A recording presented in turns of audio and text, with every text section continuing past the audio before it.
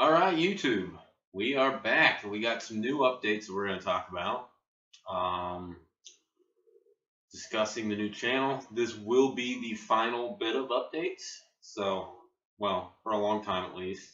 Most importantly, though, we got the Doomsday Clock right over here. Cool Pepsi stuff over here. Still figuring, and I apologize, I'm using the camera that's built into my new laptop, so we're going to figure out how good it is.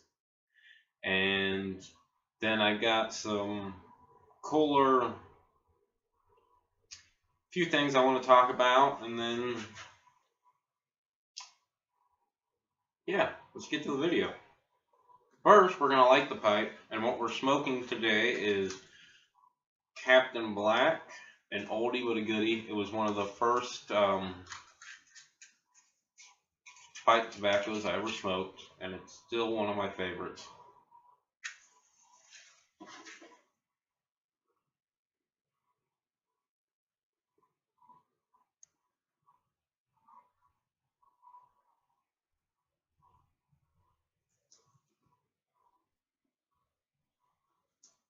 And I'm sure there's other people out there that's a lot better at lighting a pipe than me.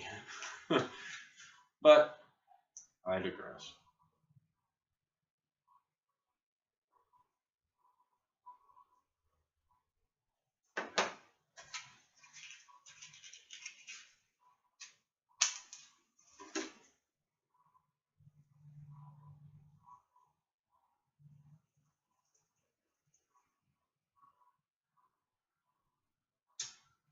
Alright, first off, for the updates on the channel is every Saturday will be a new video of me sitting in my wonderful garage, just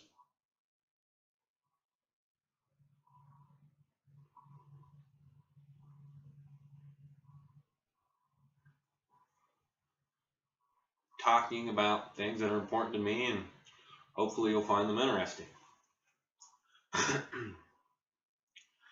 And this will happen over the next 2 to 3 months, but on Thursdays we're going to be uploading music that me and my brother are creating, because music is a big passion of ours, and hopefully you'll enjoy it as much as we enjoy it.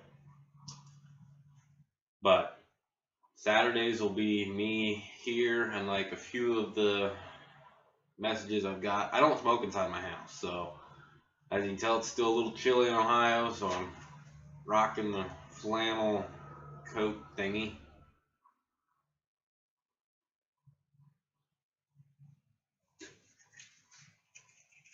Talking too much.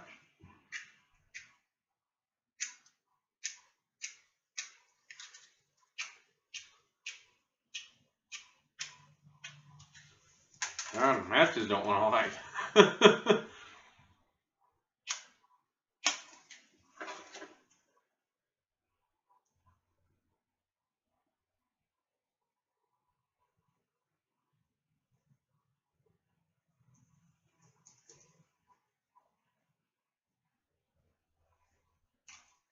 Alright. I think I got it now.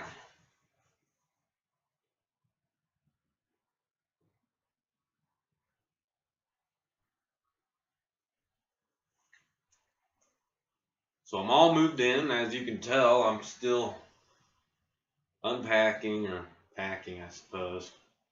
But I got some cool signs, as you can tell from the Stewart's behind me, that I found. I only paid $1 for it, so it's pretty cool. And of course the Pepsi sign, or thermometer. But my main focus of it today is, unfortunately, I guess the backstory on this is my brother-in-law, his father has been a little sick, so they went to Virginia. And he's doing better now, but my nephew was spending some time here with us, and kind of playing around with the kids and looking at the books and talking with him, and about reading. He's 7 years old, and when I was that age, I had already read Huckleberry Finn and my favorite, Tom Sawyer. And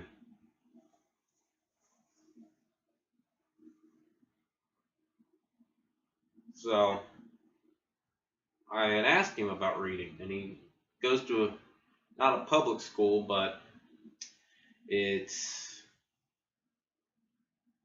private Christian school.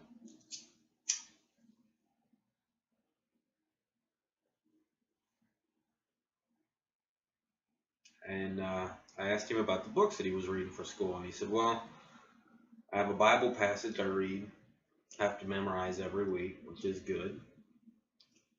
And then I asked him about the books, and he said, well, I don't really have to read books. And I thought, why is that?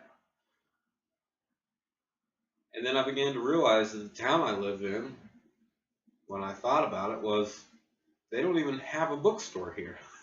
And I thought,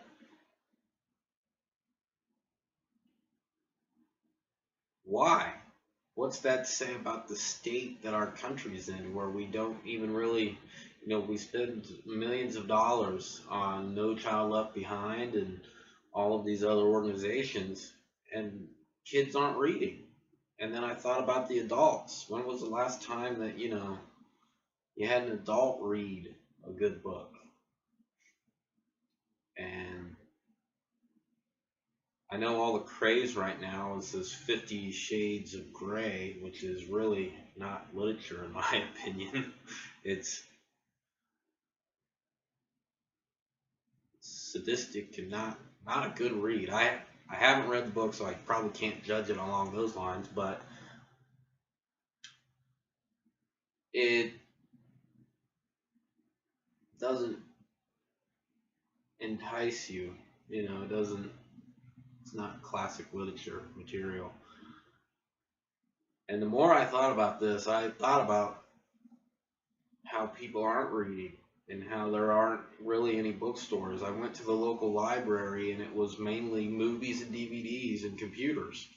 I think they had about one floor that was all books, and the rest was DVDs, magazines, and then they had a whole floor of nothing but computers for people to use. This is a library. And I was like, I probably have more books in my garage than what they do here. And it all brought me back to one important book that I remember reading, and I had to go through and find it in my big box of books that I'm still unloading or unpacking. Already unloaded. But you all have probably read this book already, so you'll know what I'm talking about. But Bradburys Fahrenheit 451, a great book to read, and it has to deal with books because the plot of this is that they burn books. And so I reread it, and over the course of rereading it, when he wrote the book, they didn't have headphones, or if they did, they were the huge over-the-ear headphones. And he said that they had little buds that went in their ears to watch the televisions. And I was like, he thought up of the earbuds that a lot of people have nowadays. I have a pair. And there was a statement, and I'm probably wrong on this. Hopefully, if you're watching this and you know the book or know the quote, but it was, a society doesn't need to destroy books to destroy it, but just don't read them. And that's what's happening, is we're not reading anymore. And we wonder why our education system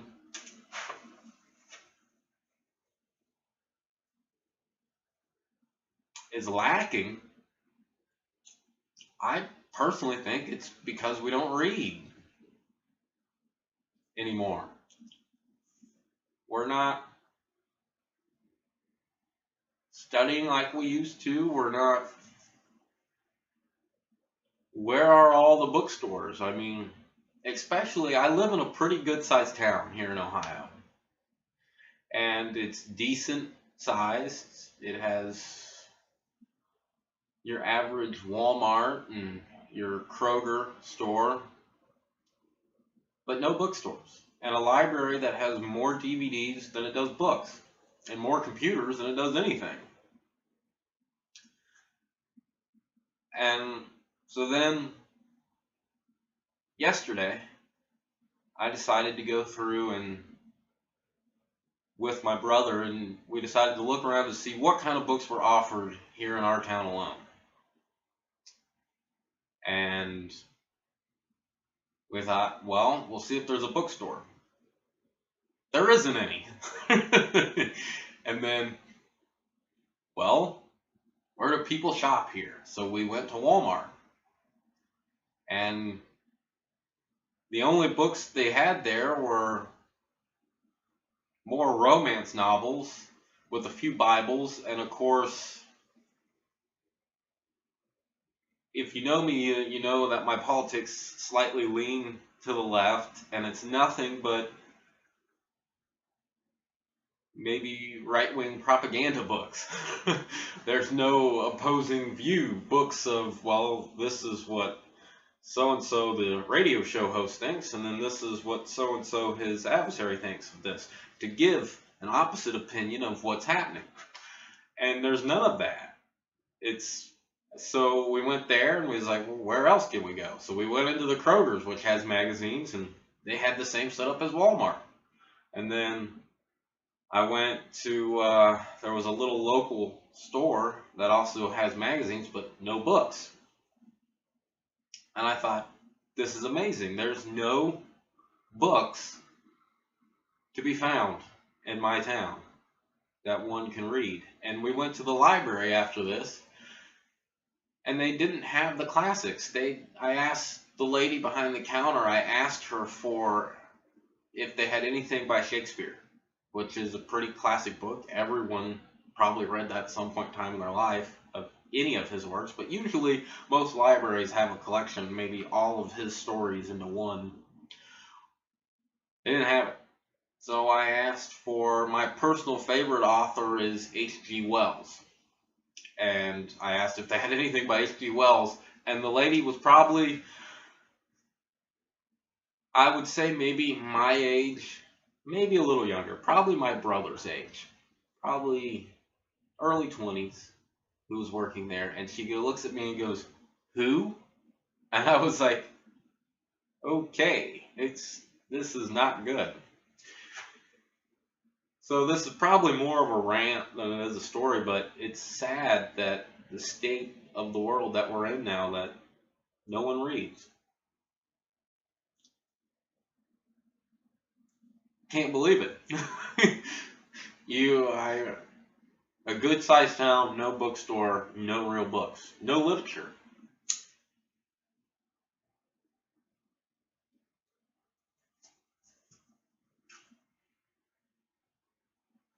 I couldn't believe it.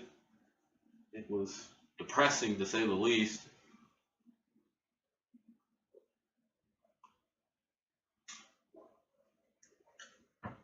And upsetting. So my question to you is if you have small children yourselves, or maybe you have children in your lives, what are they reading? And what are you doing? Because what I did is when I found this out, I was like, oh, here are, Charles Dickens books. You can read this, and America's greatest author of all time is Mark Twain. Here, take Huckleberry Finn. Television isn't a good substitute. I remember I was probably 8, 9, well, no, I was probably around 10. There used to be a show on PBS called Wishbone, which had a little dog that would go through, and the story behind that was going on in the real world would relate to the book they were talking about. He would play the main character. And I remember me and my brother would watch that, and then we would see the book on there and be like, oh, wow, this is only a little bit of the story. We need to read the rest of it. and we worked on it, and we would go to the library, or we would go to my dad or someone, and we would get that book, and then we would read it, and then we'd be like, oh, well, here's a list of the other books by this guy in the back. I want to read these too.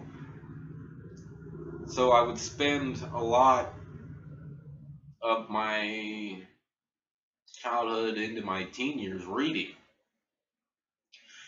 which, in my opinion, is a good thing. But they're not doing that anymore, and hopefully we can change that.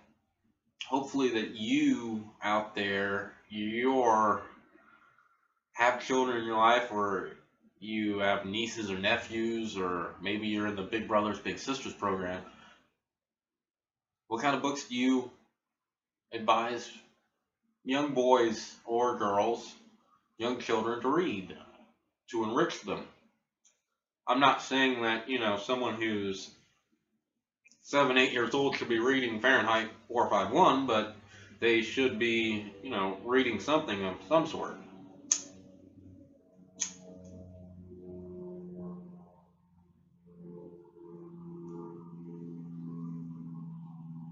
That's my question to you today.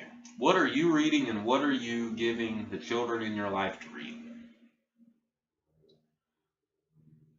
And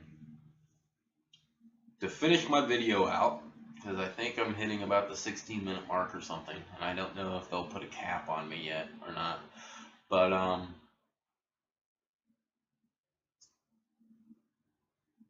the last bit of updates that I will add on this video is, like I said, we're doing, to do a recap, we're doing Saturdays will be me in the garage, Thursdays in the next coming months will be music, and then of course we got about 15 road trips planned for the summer of cool places to go and really neat locations here in Ohio that we found that I want to visit, and we're going to take you along with us, and you'll be able to see those. And maybe if you're in the local area, you can go to them yourself and check it out and see how awesome they are.